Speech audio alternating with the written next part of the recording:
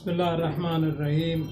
میرا نام حکیم محمد اسماعیل ہے۔ البلاول دواخانے کی جانب سے میں تمام ناظرین کو خوش آمدید کہتا ہوں۔ آج جو میرا موضوع ہے وہ ایک چھوٹا سا موضوع ہے چاکلیٹ بنانے کے متعلق، کہ چاکلیٹ کس طرح بنائی جاتی ہے۔ تو چاکلیٹ کیسے بنائے جاتے ہیں؟ بڑے بڑے شہروں میں چاکلیٹ کی مانگ بہت ہے۔ تعلیم یافتہ اور امیر گھرانے کے بچے اسے کھانے کی بہت مشتاق ہوتے ہیں۔ اس میں منافع بھی خوب کمایا جا سکتا ہے۔ ہمارے ملک میں چاکلیٹ بنانے کے کئی بڑے کارخانے ہیں۔ اس کے باوجود ہم اپنے ملک کی ضرورت کو پورا نہیں کر سکتے، اور چاکلیٹ نیز دیگر قسم کی مٹھائیاں بھاری مقدار میں غیر ممالک سے آ کر فروخت ہوتی ہیں۔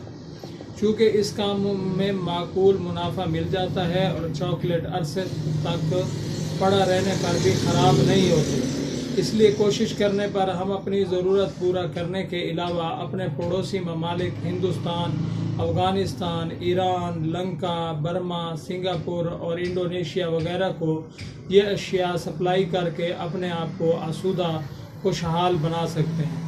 صحیح فارمولہ سے بنائے گئے چاکلیٹ بچوں کے لیے لذیذ اور طاقتور غذا ہے اور جسمانی کمزوری کو دور کرتے ہیں، منہ کو خوشبو ذائقہ بناتے ہیں اور منہ میں آسانی سے گھل جاتے ہیں۔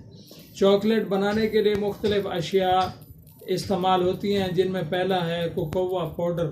چاکلیٹ تیار کرنے کا سب سے بڑا جزو کوکوا ہے۔ کوکوا پاؤڈر بڑے شہروں یا چاکلیٹ بنانے والی بڑی بڑی فیکٹریوں سے خرید کیا جا سکتا ہے۔ زیادہ سرمایہ کی صورت میں اس کو برازیل وغیرہ سے منگوایا جا سکتا ہے۔ یہ پاؤڈر کوکو درخت کے بیجوں سے حاصل کیا جاتا ہے۔ برازیل، پیرو، ٹرونڈا اور یورپ کے کئی ممالک میں اس درخت کی کاشت کی جاتی ہے۔ حالیان امریکہ کوکو اور چاکلیٹ بہت چاہ سے کھاتے ہیں۔ اس کے درخت پر ناریل کی شکل کی 8 سے 10 انچ تک لمبے پھل لگتے ہیں، جن کو خشک کر کے بیج تیار کیے جاتے ہیں۔ ان صاف بیجوں کو بھون لیا جاتا ہے، جس سے اس کے چھلکے الگ ہو جاتے ہیں۔ ٹھیک طرح بھون لینے پر ان کا ذائقہ بھی بہتر ہو جاتا ہے۔ پھر ان کو مشین کی مدد سے پیس لیا جاتا ہے۔ کوکو کے بیج میں نصف کے لگ بھگ چکنائی ہوتی ہے، جس کو عام زبان میں کوکو بٹر کہتے ہیں۔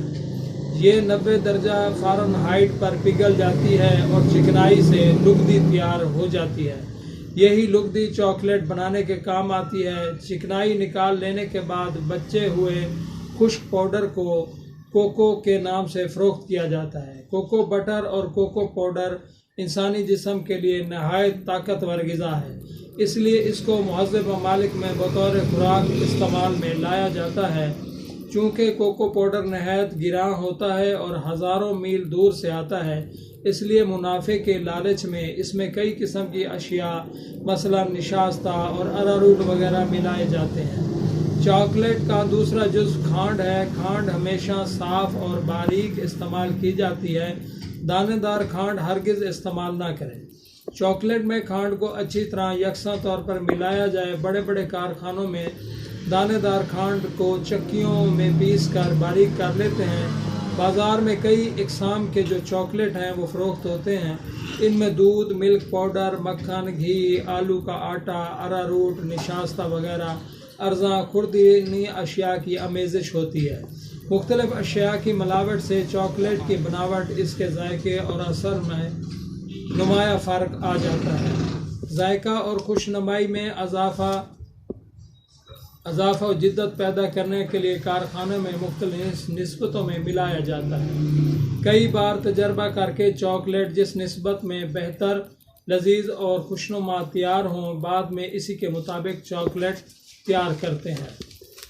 ایسے فارمولے مختلف کارخانوں میں بطور ٹریڈ سیکرٹ ہیروں کی طرح پوشیدہ رکھے جاتے ہیں۔ یہی وجہ ہے کہ ایک کارخانے کا مال دوسرے کارخانہ تیار نہیں کر سکتا، اور نہ ہی ایسے تجارتی راز آسانی سے حاصل کیے جا سکتے ہیں۔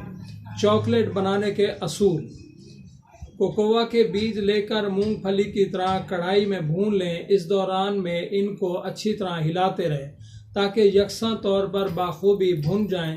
اس بات کی احتیاط رہے کہ زیادہ حرارت اور زیادہ دیر تک بھوننے کے سبب جل نہ جائیں۔ اس کے بعد ان کو مسل کر اور چھاچ کی مدد سے چھلکے الگ کر لیں۔ اب ان بیجوں کو چکی میں پسوا لیں۔ غیر ممالک میں اس مقصد کے لیے خاص قسم کی مشینیں تیار ہو گئی ہیں۔ اس مشین میں خاص درجہ حرارت پہنچا دینے سے یہ آٹا حرارت کے سبب چکنائی پگھل کر لگدی کی صورت اختیار کر لیتا ہے۔ اب اس لگدی کو مکسنگ مشین میں ڈال کر اس میں کھانڈ ملائی جاتی ہے۔ مشین میں ان کو اچھی طرح گھوٹا جاتا ہے تاکہ تمام اجزاء نہایت ہی باریک مثل میدا ہو کر باہم اچھی طرح گھل مل جائیں۔ اب اس گردے کی لائی سے سانچوں یا مشینوں کی مدد سے چاکلیٹ تیار کر لیتے ہیں۔ چھوٹے پیمانے پر کام کرنے کی صورت میں مشینوں کی چندہ ضرورت نہیں پڑتی۔ رگڑنے، پیسنے اور گھوٹنے کا کام کھرلوں اور گھریلو اشیاء سے لیا جا سکتا ہے۔ اگر آپ ارزاں قسم کے چاکلیٹ تیار کرنا چاہتے ہیں یا زیادہ منافع حاصل کرنا چاہتے ہیں تو ان میں مونگ پھلی اور سنگھاڑے کا آٹا مناسب مقدار میں ملا کر یہ غرض پوری کر سکتے ہیں۔ ان اشیاء کو نہایت باریک کرنے اور چاکلیٹوں میں کھپانے کے لیے مکسنگ مشین کا استعمال بے حد ضروری ہے۔ لندن میں چاکلیٹ بنانے کی بڑی فیکٹری کیڈبری کی ہے۔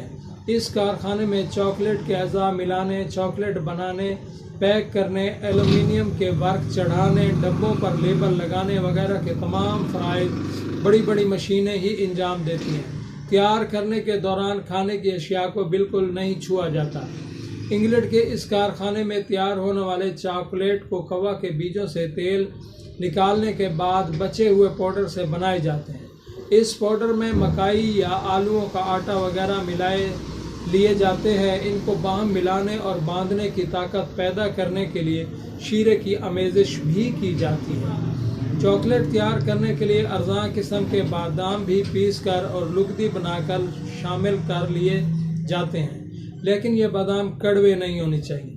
مختلف اقسام کے چاکلیٹ بنانے کی ترکیبیں: فرنچ چاکلیٹ کوکو کے بیج 3 پاؤنڈ، کھانڈ 1 پاؤنڈ اور ونیلا سینٹ بمطابق ضرورت۔ کوکو کے بیجوں کو خوب رگڑیں حتیٰ کہ تمام بیج اچھی طرح باریک ہو جائیں۔ اب ان کو قدرے حرارت دے کر رگڑیں جس سے ان میں سے تیل نکل کر لگدی سی بن جائے گی۔ اس لائی کو اتنا رگڑا جائے کہ وہ مکھن کی طرح نرم ہو جائے اور سختی باقی نہ رہے۔ بڑے پیمانے پر کام کرنے کی صورت میں اس لگدی کو مکسنگ مشین میں ڈال کر اس میں کھانڈ شامل کر کے کافی دیر تک مشین کو خوب گھمائیں جس سے کھانڈ اور لگدی آپس میں گھل مل جائیں۔ چھوٹے پیمانے پر کام کرنے کی صورت میں مشین کی بجائے گھوٹنے اور رگڑنے کے کام نہ گھسنے والے پتھر کی بڑی بڑی کھرلوں اور کنڈیوں سے لیا جاتا ہے۔ اچھی طرح حل ہو جائے پھر اسے سانچوں میں بھر دیا جاتا ہے۔ یہ تھا چاکلیٹ بنانے کا طریقہ۔